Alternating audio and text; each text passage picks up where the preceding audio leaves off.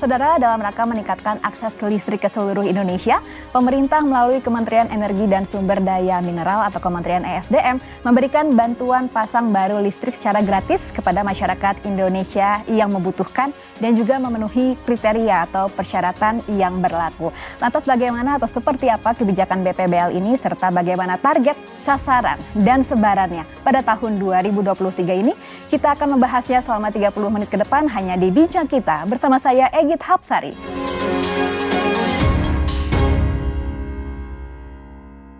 Saudara, untuk membahasnya sudah hadir bersama kita di studio dua orang narasumber saya pada hari ini. Yang pertama Direktur Jenderal Ketenagalistrikan Kementerian ESDM Bapak Jisman Huta-Julu. Halo Pak Jisman, apa kabar? Baik Mbak Yi. Sehat ya? Sehat. Sehat. Dan narasumber kita yang kedua pada hari ini yakni Wakil Ketua Komisi 7 DPR RI Bapak Maman Abdurrahman. Pak Maman, gimana kabarnya? Alhamdulillah sehat dan tetap semangat. Tetap semangat ya. Wah, terima kasih Pak Jisman dan juga Pak Maman sudah menyempatkan waktunya untuk hadir ya di studio Kompas TV pada hari ini. Saya ke Pak Jisman terlebih dahulu nih, seperti yang punya program begitu ya, yang punya program terlebih dahulu nih. Inisiasi awalnya bagaimana sih Pak Jisman untuk program BPBL ini, bisa diceritakan? Bisa ya, jadi terima kasih Mbak Git, pemirsa yang saya hormati. Pertama sebelum ke inisiasinya, saya memberikan terima kasih lah kepada Bapak pimpinan sama anggota Komisi 7 yang sangat gencar dan sangat berjuang sekali dalam program ini. Karena apa? Sebelum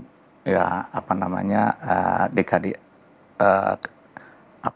penugasan bapak-bapak ini sekarang sudah pernah Komisi 7 sebelumnya belum berhasil untuk anggarannya.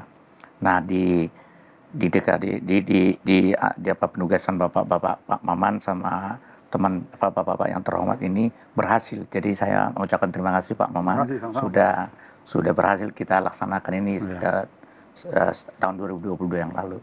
Jadi begini Mbak Egit, 8 tahun yang lalu kami menugaskan PLN untuk melaksanakan survei. Kami mendapatkan kritikan yang cukup pedas dari bapak-bapak Komisi 7 anggota DPR saat itu. Kenapa rasio elektrifikasi ini, kenapa kok susah sekali meningkat? Kita berikan listrik ke masyarakat terutama yang di remote area. Jadi kita minta PLN untuk melakukan survei dan ketemu. Jadi meskipun sudah ada jaringan di depan rumahnya, tapi dia tidak mampu untuk berlangganan dengan PLN, ya, sehingga tetap dia tidak menerima listrik. Sayang sekali. Nah, ini sayang sekali nih. Apa jadinya waktu itu kan gitu ya? Mungkin saya bisa bayangkan ini bagaimana anaknya sendiri menanyakan itu apa? Dia bilang itu listrik, tetangganya dapat, dia nggak dapat. Padahal di depan mata. Di depan mata, gitu ya. Itu yang menjadi problem besar, sehingga kami mencoba angka itu dulu di 8 tahun yang lalu itu sekitar 2,4 jutaan. Oke. Nah, kita lapor ke Pak Menteri mencoba ini masukkan ke APBN, kemudian tapi sebelum goal ke APBN tahun ini, coba dulu kita ajak dulu badan usaha untuk berkontribusi, dan kami sendiri sebagai pegawai waktu itu memberikan kontribusi Pak Maman untuk sekedar aja, tapi nggak nendang. Waktu itu hanya 10.000 setahun. Ya kan nggak bisa menyelesaikan. Ya. Nah, coba ke DPR sudah ada kesepakatan rapat, tapi mentoknya di Banggar, di anggaran, nggak dapat juga. Nah, Pak Maman dan teman-teman waktu itu sudah kita laporkan lagi, dia dengan semangat gitu ya, dan goal dari Banggar ya mulailah kita laksanakan tahun lalu, sudah berhasil 80.000 ya. Dan anggarannya 80.000 waktu itu kan, tapi ada kelebihan gitu ya karena hasil lelang, jadi kita bisa kita pasang itu 80.183an gitu ya. Jadi luar biasa ya, kita berterima kasih, dan kami di lapangan bersama bapak-bapak melihat ini memang programnya sangat bagus sekali, bisa langsung membantu karena listrik itu sekarang kan sudah memang kebutuhan vital ya. Dan kalau tanpa listrik bagaimana handphone, bagaimana informasi masuk dan segala macam.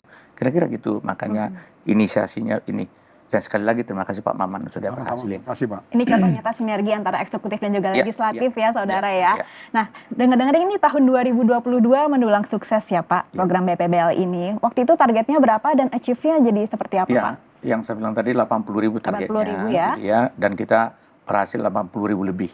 Oke, nah Karena tahun ini memang ada hasil lelang yang lebih kita manfaatkan lagi bisa berhasil di atas 80.000. Oke, di tahun 2023 ini seperti apa Pak? Kita berupaya di angka 125.000. Di 125.000 dan kalau dulu kita berikan itu ke pelanggan 450 PA berdasarkan konsultasi kami dengan bapak-bapak di Komisi 7, ini kan 450 PA ini kan sangat terbatas, hanya 2 ampere.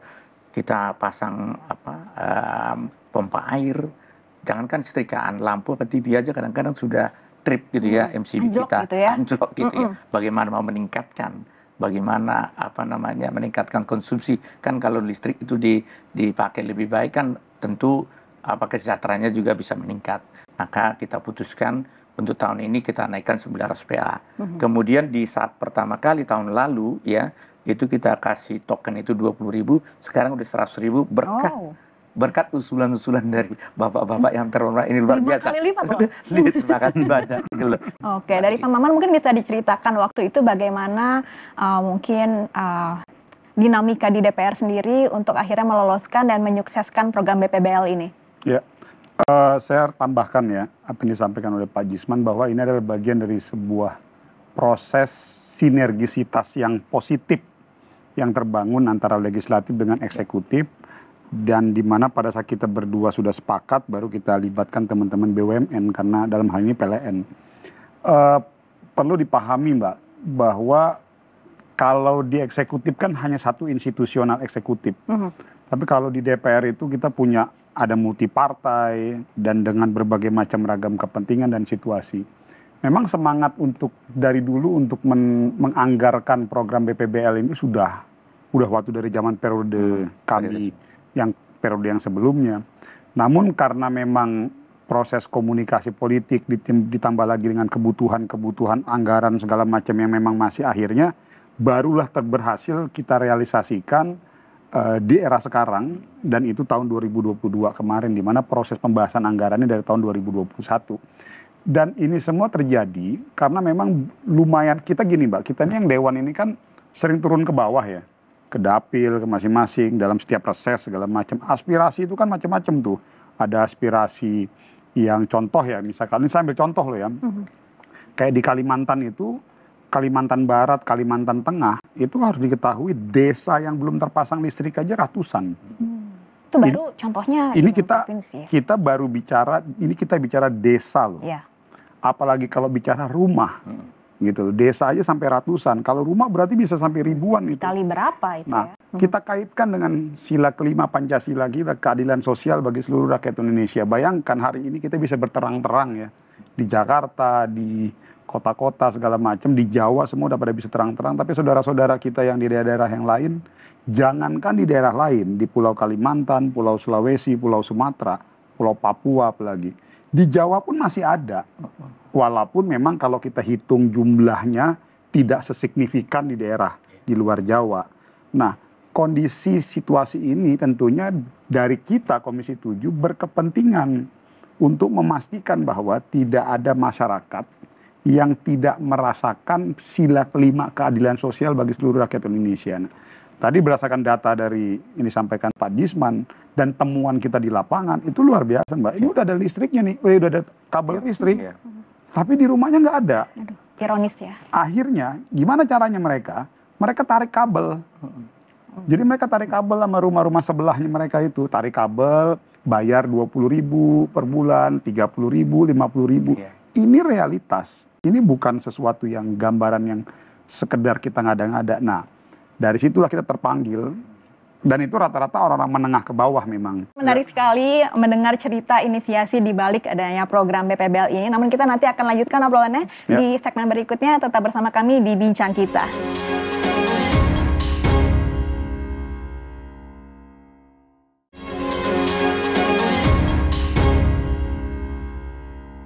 Kembali di Bincang Kita, Saudara, masih bersama dua orang narasumber kita pada hari ini, Direktur Jenderal Ketenagalistrikan Kementerian ESDM Bapak Jisman Huta-Julu, dan juga Wakil Ketua Komisi 7 DPR RI Bapak Maman Abdurrahman. Kita kembali ke Pak Jisman ya. Pak, kalau tadi kita bicara sedikit soal sebaran begitu ya, bagaimana sasarannya untuk program BPBL di tahun ini, Pak?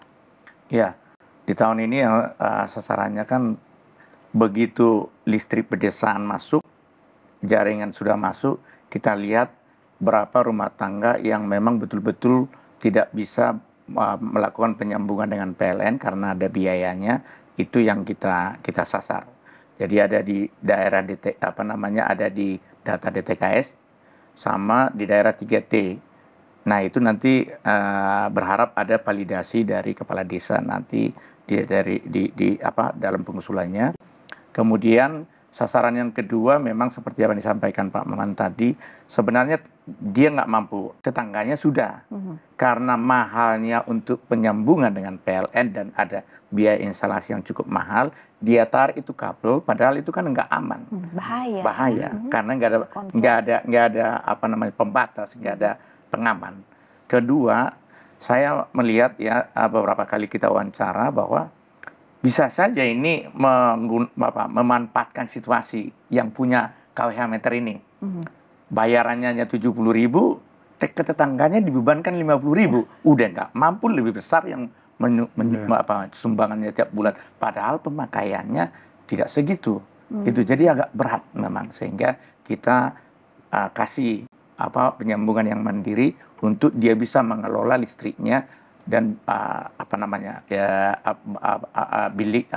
biayanya setiap bulan. Oke, nah karena sasarannya salah satunya adalah daerah 3T begitu ya, untuk monitoring ataupun evaluasinya bagaimana, Pak? Oh iya, jadi kami juga berterima kasih kepada PLN karena kan kalau Kementerian SDM di Dijen Ketenagalistrikan kan orangnya sedikit dan kantornya kan tidak ada perwakilan di daerah, yang adalah PLN, sehingga kita terbantu dari PLN, khususnya ada yang mengelola IT di sana, Icon Plus ya. Jadi dia sudah membangun IT, jadi kita bisa mengetahui real time ya di mana yang mau disambung sekarang dan terlihat, dan datanya pun terlihat, dan intinya itu begitu kita berikan itu KWH meternya sudah mendapatkan yang disebut dengan ID pelanggan. Jadi itu. Kemudian ini penting juga karena memang yang kita berharap bahwa pemberian ini yang tidak mampu, dia punya hak untuk subsidi. Lah kalau dari tetangganya, ya kan nggak dapat subsidi. Nah, subsidi untuk 450 sampai 900 itu dengan harga pokok penjualan kita sekarang di 1.700, mereka hanya bayar 415, 1.300 dia berhak. Memang itu kita bantu dia. Kemudian yang pelanggan yang 615 rupiah, sekitar 700 rupiah. Negara hadir untuk memberikan subsidi supaya dia bisa menikmati listrik ini. Karena memang dia tidak mampu. Buktinya dia bertahan. Apa iya? Kalau saya ada duit listrik saya nggak nikmati sekarang ini. Dan untungnya dapat token juga gitu lagi ya Pak ya. Dapat token sekarang 100.000 rupiah ya. Sehingga memang penting kalau punya KWH sendiri, mandiri, di samping dia mengelola sendiri, dan dia berhak subsidi atas dia tidak mampu, sebagai masyarakat tidak mampu yang punya hak subsidi dari pemerintah. Oke, baik. Nah, Pak Maman, ini kan kebetulan ya DPR lagi reses ya. Nah, mungkin bisa diceritakan apakah program BPBL ini sudah sesuai begitu dengan aspirasi masyarakat atau konstituen di Dapil Pak Maman? Ya. Pertama memang tadi saya tambahkan ya, tadi kan Mbak ada pertanyaan gimana kontrolnya, realisasi seperti apa. Ya masuklah tupoksi kami dalam konteks pengawasan. Artinya sekaligus selain tadi kami juga bekerja sama bersama-sama dengan teman-teman SDM, bareng dengan teman-teman kepala desa dan semua masyarakat, ya kita ketemu ada masyarakat yang memang di rumahnya belum ada metering listrik, itu yang kita usulkan. Jadi prinsip dasarnya sederhana aja Mbak. Siapapun dia yang rumahnya dia sudah hidup bertahun-tahun di situ dan tidak ada listrik sama sekali, hampir kita pastikan berarti itu orang nggak mampu. Karena kalau itu orang mampu, nggak mungkin dia mau bertahan bergelap-gelap ria selama hidupnya dia hidup di situ. Bahkan jangan salah loh Mbak, ada yang sampai puluhan tahun dia nggak punya listrik. Ya itu kita support. Nah pertanyaannya bagaimana dengan realisasinya? Ya itu tadi. kita kontrol terus, kan kita juga punya tim, ada yang misalnya ada info, dan perlu diketahui juga ya, tidak sedikit juga memang ada, mohon maaf, oknum-oknum yang mencoba untuk bermain, karena pasti Mbak, namanya luas kayak begini, ya itu kita kontrol. Nah, namun saya ada satu tambahan saya. Kalau tadi misalnya karena ketidakmampuan dan lain sebagainya, ini juga jangan salah loh. Jangan berarti, ada juga di beberapa daerah, contoh kasus di Kalimantan Barat tempat saya dan di Kalimantan Tengah. Dulu anggaran listrik desa, Mbak. Jadi ini dua hal berbeda loh. Pemasangan metering listrik yang untuk instalasi di rumah dengan listrik desa. Jadi desa yang sama sekali dia belum pernah masuk kabel tiang-tiang listrik itu. Dulu kan di Kalimantan Barat dan Kalimantan Tengah contoh ya, itu 1 tahun itu hanya 15 sampai 20 desa aja yang bisa dianggarkan oleh pemerintah. Tapi sekarang itu rata-rata bisa 80 sampai 100 desa. Dampaknya karena ada penambahan 80 sampai 100 desa yang dibangun listrik desa kayak di Kalimantan Barat itu yang kita dorong bersama-sama dengan SDM dan PLN, kita anggarkan itu, kita dorong. Akhirnya tiang listriknya itu kan ada, Mbak. Nah di sana kan pedalaman-pedalaman tuh, kampung-kampung. Orang kampung kan juga belum tentu semuanya mampu tuh keluarin uang sekitar 2 sampai 3 juta. Belum lagi bulanannya ya. Iya, nah itu juga akhirnya masuk tadi dalam target kita untuk kita pasangkan tuh instalasi listrik. Artinya apa? Di sini bentuk kehadiran pemerintah dan kita-kita yang baik itu di eksekutif dan legislatif terhadap masyarakat yang memang membutuhkan. Nah, masuk ke tadi pertanyaannya, apa sih sejatinya subsidi? Ya ini dia. Jadi subsidi itu yang diberikan oleh pemerintah itu hadir ke tengah-tengah masyarakat yang memang betul-betul membutuhkan. Jadi ini kita berharap subsidi ataupun bentuk insentif yang diberikan oleh pemerintah itu tepat sasaran. Memang betul-betul kepada mereka yang memang membutuhkan. Bagi kami yang ada di DPR dan sama-sama dengan SDM, kita akan terus mendorong program ini karena memang nggak tega, Mbak. Ini saya harus bilang ini udah masalah kemanusiaan. Kita kalau udah masalah kemanusiaan ini berat rasanya. Kita harus setiap hari datang melewati sebuah daerah yang orang di situ sama sekali nggak bisa menikmati listrik, dan mohon maaf loh ya, ini sampai contoh kasus loh. Ada istilah di kampung saya itu, Mbak, kalau Tuhan itu panggilan orang-orang pedalaman itu jubata. Jubata itu dalam istilah kita orang pedalaman, orang Dayak itu Tuhan. Dia menyebutkan. Jadi sampai kadang-kadang saking mereka itu terenyuh dan merasa senang sekali, itu menyebutkan kita ini jubata. Karena yang bawa penerangan gitu. Membawa penerangan ya. Jadi, yang merupakan kebutuhan vital itu dasar manusia. Baik, menarik sekali ya. Tapi nanti kita akan gali lagi lebih dalam di segmen selanjutnya. Saudara tetap di Bincang Kita usai jeda berikut.